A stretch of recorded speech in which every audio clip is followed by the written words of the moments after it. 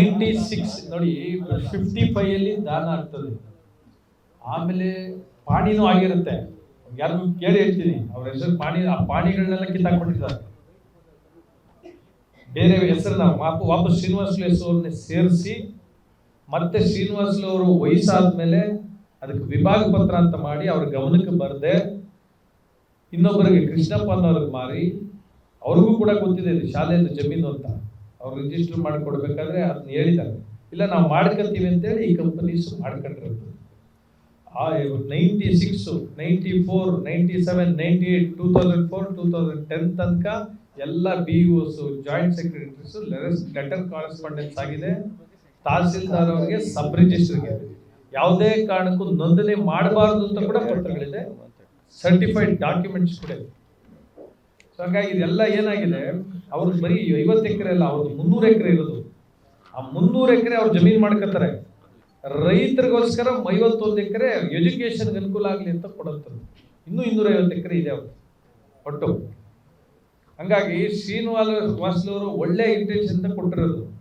ಇದನ್ನ ರೆಕಾರ್ಡ್ಸ್ನ ಮರೆಮಾಚಿ ಅದೇನೋ ಆಯ್ತು, ಇದುವರೆಗೂ ಏನಿದೆಯಲ್ಲ ಹೃದಯ ರೋಗ ಮತ್ತು ಹೃದಯ ಶಸ್ತ್ರಚಿಕಿತ್ಸೆ, ವ್ಯಾಸ್ಕುಲರ್ ಶಸ್ತ್ರಚಿಕಿತ್ಸೆ, ಸಮಗ್ರ ಹೃದಯ ಆರೈಕೆ ಸೇವೆಗಳಿಗಾಗಿ ನಿಮ್ಮ ವಿಶ್ವಾಸಾರ್ಹ RL Jalappa Narayana heart centre, STUMC campus, Tamaka, Kolar.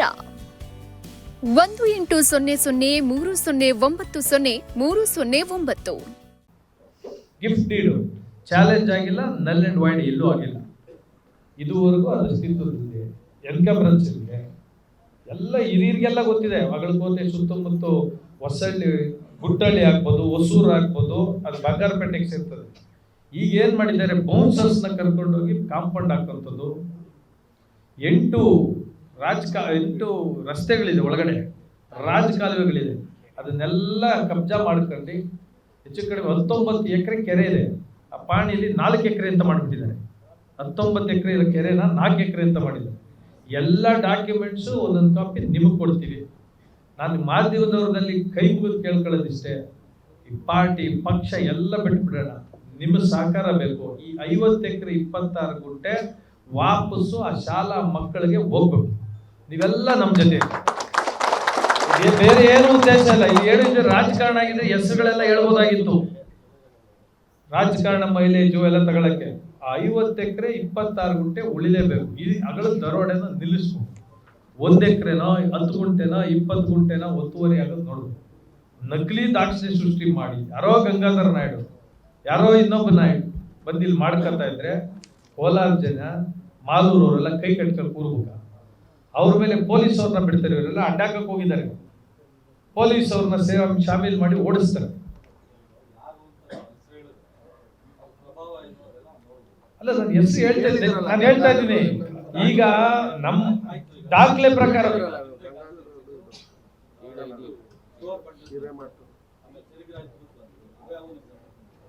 ಎಲ್ಲ ಬಂದಿದೆ, ಮಾತಾಡಿದ್ದೀನಲ್ಲ. ಚನ್ನಿಗರಾಯಪುರ, ಶಿವಾರಪಟ್ಟಣ, ತೊರನಹಳ್ಳಿ, ನಿನ್ನೆ ನೋಡಿ ಇವರೇ ಹೇಳ್ತಾ ಇದ್ದಾರೆ ಎಷ್ಟೆಷ್ಟು ಎಕರೆ ಅಂತ. ಎಲ್ಲ ಕುಲಂಕುಷವಾಗಿ ವಿತ್ ರೆಕಾರ್ಡ್ಸ್. ಏನಾಗಿದೆ, ಯಾವ ಕಾಲದಲ್ಲಿ ಇದೀವಿ ನಾವು, ರೆಕಾರ್ಡ್ಸ್ ತಗೊಂಡ್ ಬರೋಣ. ಏನಾಗಿದೆ ಅಂದ್ರೆ, ನೀವು ದುಡ್ಡು ತಗೋತಾ ಇರೋ ವಿಡಿಯೋ ಕೊಡ್ತೀವಿ ಅಂತ ಇಟ್ಕೊಳ್ಳಿ, ಅದು ಕೂಡ ಅದು ಆರ್ಟಿಫಿಷಿಯಲ್ ಇಂಟೆಲಿಜೆನ್ಸ್ ಅಂತ ಹೇಳೋ ಕಾಲದಲ್ಲಿ ನಾವಿದ್ದೀವಿ. ವಿತೌಟ್ ಡಾಕ್ಯುಮೆಂಟ್ಸು ನಾವು ಮಾತಾಡಕ್ ಆಗಲ್ಲ. ಈಗ ನೋಡಿದ್ರಲ್ಲ ಮೊನ್ನೆ ಪೊಲೀಸ್ ಅಧಿಕಾರಿದು ಸಿಕ್ಕಿದ್ರೆ, ಇಲ್ಲ ಅದೆಲ್ಲ ಮಾಫ್ಡ್ ವಿಡಿಯೋಸ್, ಅದನ್ನ ಚೆಕ್ ಸರಿನಾ ತಪ್ಪ ಅಂತ ಕಂಡುಹಿಡಿಯಕ್ಕೆ 3 ವರ್ಷ ಆಗ್ತದೆ. ನಾನು ಇಲ್ಲಿ ಯಾರ್ಯಾರು ಏನಾದ್ರು ಆಗಿದ್ರೆ ನಿಮ್ಗೆಲ್ಲರಿಗೂ ಗೊತ್ತಿದೆ, ಯಾರು ಮಾಡಿರೋದು ನಿಮಗೆ ಗೊತ್ತಿದೆ. ನಾವ್ ಯಾರ್ದು ಹೇಳ್ಬೋದು, ಯಾರ ಹೆಸರಲ್ಲಿದೆ ಅವ್ರ ಹೆಸರು ಮಾತ್ರ ಹೇಳ್ಬೋದು. ಹೌದು, ಏನಾಗುತ್ತೆ ನೋಡಿ, ಇದು ಎಲ್ಲರೂ ನಮ್ಮ ಶಾಸಕರ ಮನೆಯಿಂದ ಇದು 3 ಕಿಲೋಮೀಟರ್ ದೂರದಲ್ಲಿರೋದು. ಖಾತೆ ಆಗದೆ 3 ತಿಂಗಳು ಬಾಕಿ ಕೂಡ ಉಳಿದಿರ್ತದೆ.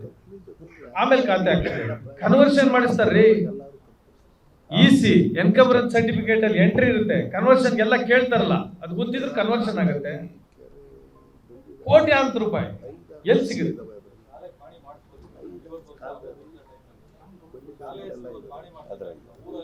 ಎಷ್ಟು ಯಾರಿಗೂ ಗೊತ್ತಿಲ್ಲ. ನೀವು ತಿಳ್ಕೊಳ್ಳಿ, ಇದಿದೆಯಲ್ಲ ಗಿಫ್ಟ್ ಡೀಡ್ ನ ಮರೆಮಾಚ್ಬಿಟ್ಟಿದ್ದಾರೆ.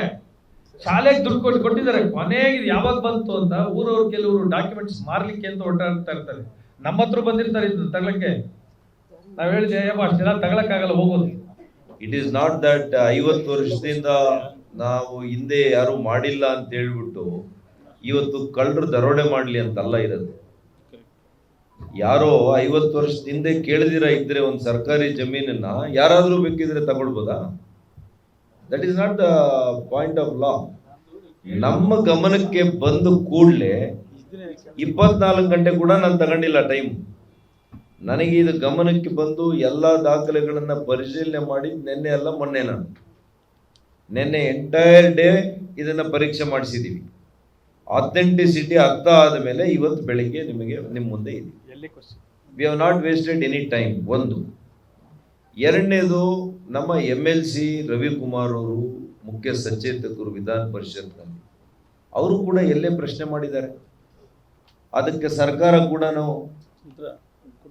ಕೊಟ್ಟಿದೆ, ಸರ್ಕಾರನೇ ಉತ್ತರ ಕೊಟ್ಟಿದೆ.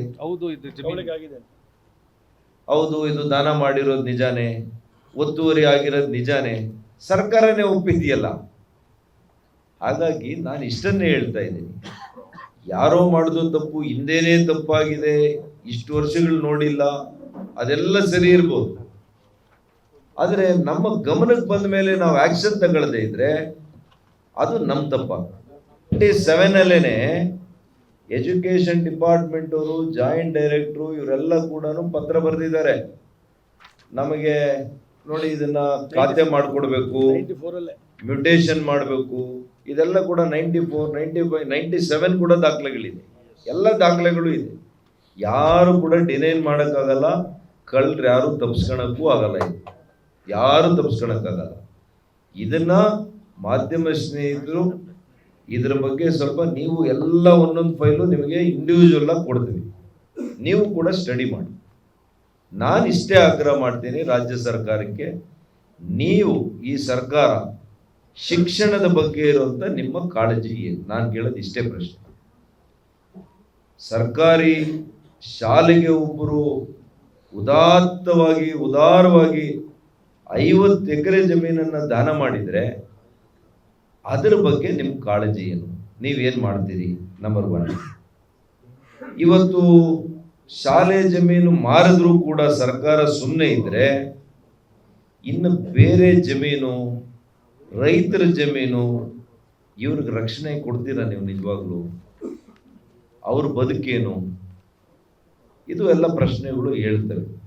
ಅದಕ್ಕೆ ಸರ್ಕಾರನೇ ಶಾಮೀಲಾಗಿದ್ರೆ, ಸರ್ಕಾರ ನಡೆಸುವಂಥವ್ರು ಅಥವಾ ಬಹಳ ಪ್ರಭಾವಶಾಲಿಗಳಾಗಿರ್ತಕ್ಕಂಥ ಪ್ರತಿನಿಧಿಗಳೇನಾದರೂ ಭಾಗಿಯಾಗಿ ಇದನ್ನ ಮುಚ್ಚುವಂಥ ಕೆಲಸ ನೀವು ಮಾಡೋದಾದ್ರೆ, ಇದರ ಬಗ್ಗೆ ಯಾವ ರೀತಿ ಹೋರಾಟಗಳನ್ನು ನಾವು ಕೂಡ ರೂಪಿಸಬೇಕು, ಮುಂದಿನ ಹೋರಾಟಗಳು, ಅದನ್ನು ನಮ್ಮ ಪಕ್ಷದ ಮುಖಂಡರುಗಳು ಏನಿದ್ದಾರೆ ಇಲ್ಲಿ, ನಾವುಗಳು ಕೂಡ ನಾವು ಚರ್ಚೆ ಮಾಡಿ ತೀರ್ಮಾನ ಮಾಡ್ತೀವಿ.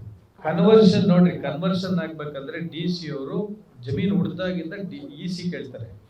ಯಾಕೆ ನೋಡ್ಲಿಲ್ಲ ಅನ್ನೋದೇ ನಾವು ನಿಮ್ಮನ್ನು ಕೇಳ್ತಾರೆ. ನಿಮಗೆ ತಿಳಿಸ್ತಾರೆ 4 months ಆಗಿದೆ ಕನ್ವರ್ಷನ್. ಹೌದೌದು. ಈಗ ಅವ್ರ ತಂದೆ ಕಡೆಯಿಂದ, ಅವ್ರ ತಂದೆ, ಇದು ಜೋಡಿ ಗ್ರಾಮ, ಅವ್ರಿಗೆ 6 ಜನ ಏನೋ ಮಕ್ಕಳಿಂದ ಇದ್ದಾರೆ. ಅವ್ರ ಭಾಗ ಇದೆಯಲ್ಲ 300 ಎಕರೆ ಅವ್ರ ಹೆಸರು ಬಂದಿರುತ್ತದೆ, ಅವ್ರ ಹೆಸರು ಪಾಣಿ ಇರುತ್ತೆ. ಇಲ್ಲ, ಅದು ಜೋಡಿ ಗ್ರಾಮ.